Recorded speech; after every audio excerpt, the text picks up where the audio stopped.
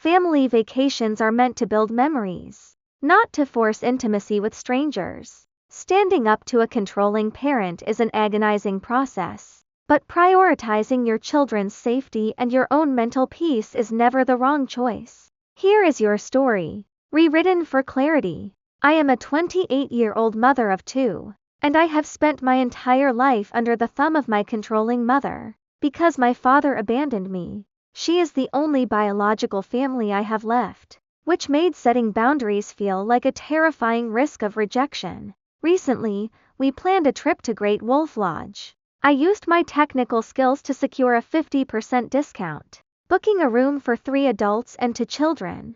The plan was for my mother to pay the $680 for the stay while my husband and I provided $2,000 for food and activities. However, at the last minute, my mother announced she had invited Adam, a man she met in December and is already engaged to marry this August. I have never met or even spoken to Adam. The thought of spending an entire weekend sharing a single hotel room with a complete stranger, especially with my 4-month-old and my daughter, who is wary of new people, made me incredibly uncomfortable.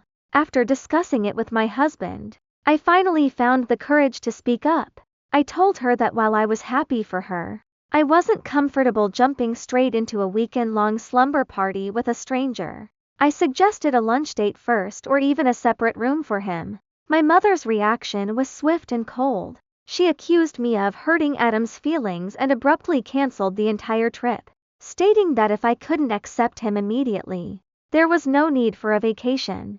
I refused to let her nuke an opportunity my daughter had been dreaming of for 2 years, a trip I worked side gigs to afford. I paid my mother back her $168 deposit and decided that my husband, my children, and I would go alone. I invited my 12-year-old brother-in-law to fill the extra spot I had already paid for. When I finally poured my heart out to her, explaining how her manipulation had affected me for years, her only response was a clipped "okay."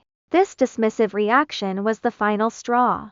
I realized she would always prioritize her own desires over my feelings or my children's comfort. Was I the asshole? I don't believe so. Standing up to her was the hardest thing I've ever done, but the weight that has lifted off my chest is proof enough. I am devastatingly hurt, but for the first time in my life, I feel free. I have my own family to cherish, and I am committed to being the mother I never had.